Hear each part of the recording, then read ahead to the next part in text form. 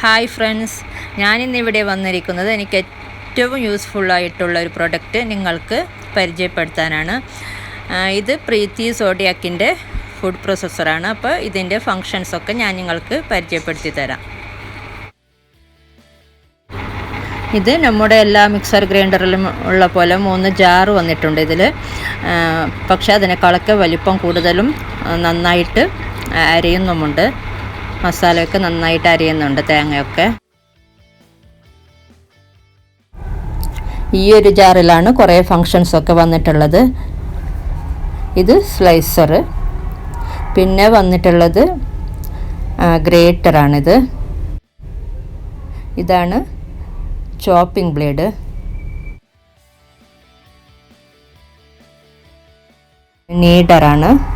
നീഡർ ബ്ലേഡാണ്. ഇത് വന്നിട്ടുള്ളത് citrus ബൗളാണ്. Orange, mosambi അതൊക്കെ നമുക്കിതിൽ പിഴിഞ്ഞെടുക്കാം. പിന്നെ വന്നിട്ടുള്ളത് ഫ്രൂട്ട് ജാറാണ്. അപ്പോൾ ഇതൊക്കെ നമുക്ക് എങ്ങനെ ഉപയോഗിക്കുന്നതെന്ന് നോക്കാം. അപ്പോൾ നമുക്ക് സവാള സ്ലൈസ് ചെയ്യുന്നത് എങ്ങനെയെന്ന് നോക്കാം.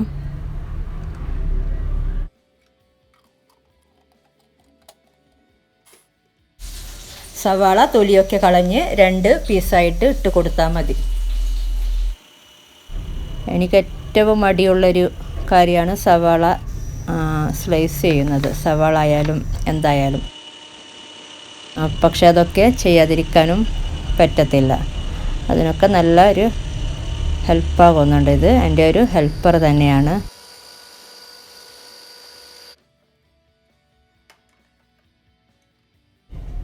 ഇത് കണ്ടോ, എത്ര തിന്നായിട്ടാണ് നമ്മുടെ സവാള സ്ലൈസ് ചെയ്ത് കിട്ടിയിട്ടുള്ളത്. അതും ഈസിയായി.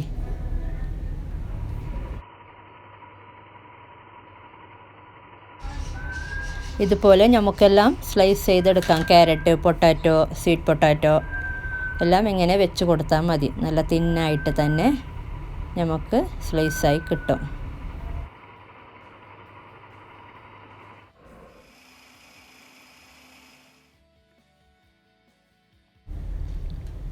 ഇത് കണ്ടില്ലേ, നല്ല തിന്നായിട്ട് തന്നെ കിട്ടിയിട്ടുണ്ട്. പിന്നെ ഇത് വാഷാക്കാനുള്ള ബുദ്ധിമുട്ടൊന്നും വിചാരിക്കണ്ട. നമ്മളൊരു സാധാ ജ്യൂസർ ഉപയോഗിച്ച് വാഷാക്കുന്നില്ലേ, അതുപോലെ തന്നെയാണ് ഇതും. ഇനി നമുക്ക് ഗ്രേറ്റ് ചെയ്യുന്ന എങ്ങനെയെന്ന് നോക്കാം. നേരത്തെ ഉപയോഗിച്ച സ്ലൈസർ ബ്ലേഡ് മാറ്റി ഗ്രേറ്റിംഗ് ബ്ലേഡ് വെച്ച് കൊടുത്താൽ മതി. എന്നിട്ട് നേരത്തെ ചെയ്ത പോലെ തന്നെ ക്യാരറ്റ് മുകളിലോട്ട് വെച്ച് കൊടുത്താൽ മതി. ക്യാരറ്റ് മാത്രമല്ല, പൊട്ടാറ്റോ, ചീസ് അങ്ങനെയെല്ലാം ഗ്രേറ്റ് ചെയ്ത് എടുക്കാൻ പറ്റും.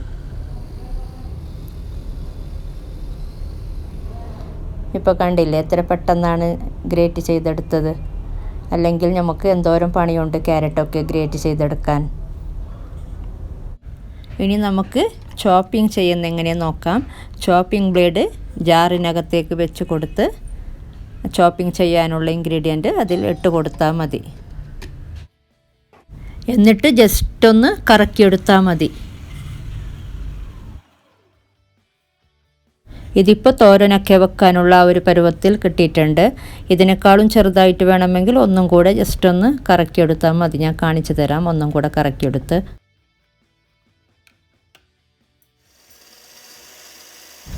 നമുക്കിതുപോലെ സവാള, ഇഞ്ചി, വെളുത്തുള്ളി അങ്ങനെ എല്ലാ ഇൻഗ്രീഡിയൻറ്റും നമുക്കിതിൽ ചോപ്പിംഗ് ചെയ്തെടുക്കാൻ പറ്റും.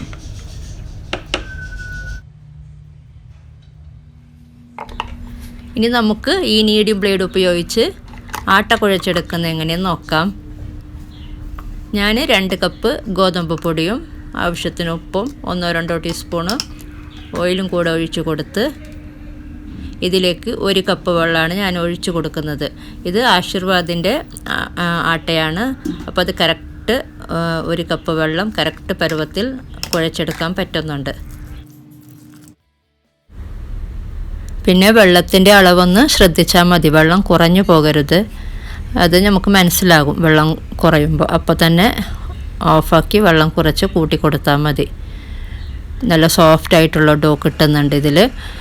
നമുക്ക് പിസ്സ ഡോ, കുബൂസ് അതിനൊക്കെ ബ്രെഡ് ഉണ്ടാക്കാനൊക്കെ അതിനൊക്കെ കുറേ നേരം കുഴച്ചെടുക്കേണ്ടതുണ്ട്. അപ്പോൾ അതിനൊക്കെ നല്ല ബെസ്റ്റാണ് ഇതിൽ. ഇനി നമുക്ക് ഈ സീഡ്ലെസ് ബൗൾ ഉപയോഗിച്ച് ഓറഞ്ച് ജ്യൂസ് എടുക്കുന്നത് എങ്ങനെയെന്ന് നോക്കാം. 3 ചെറിയ ഓറഞ്ചാണ് എൻ്റെ അടുത്തുണ്ടായിരുന്നത്. അപ്പോൾ അത് വെച്ച് ഞാൻ ജസ്റ്റ് കാണിച്ചെന്നേ ഉള്ളൂ. അപ്പോൾ കുരുവും അതിൻ്റെ നാരുമൊക്കെ കളഞ്ഞ് നല്ല ഫ്രഷ് ആയിട്ടുള്ള ജ്യൂസ് കിട്ടിയിട്ടുണ്ട്. ഇനി നമുക്ക് ഈ ഫ്രൂട്ട് ജാർ വെച്ച് ഇതിൻ്റെ നാരൊക്കെ കളഞ്ഞിട്ടുള്ള ഫ്രഷ് ആയിട്ട് ജ്യൂസ് എങ്ങനെ ഉണ്ടാക്കുന്നതെന്ന് നോക്കാം.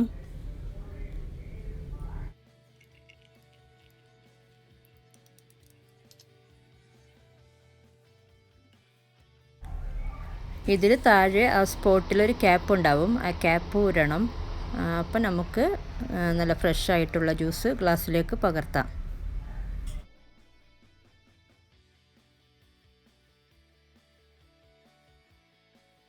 ഇതിൻ്റെ മോട്ടറിന് 5 ഇയർ വാറൻറ്റിയും പ്രോഡക്റ്റിന് 2 ഇയർ ഗ്യാരൻറ്റിയുമുണ്ട്.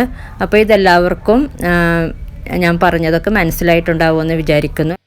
Thank you.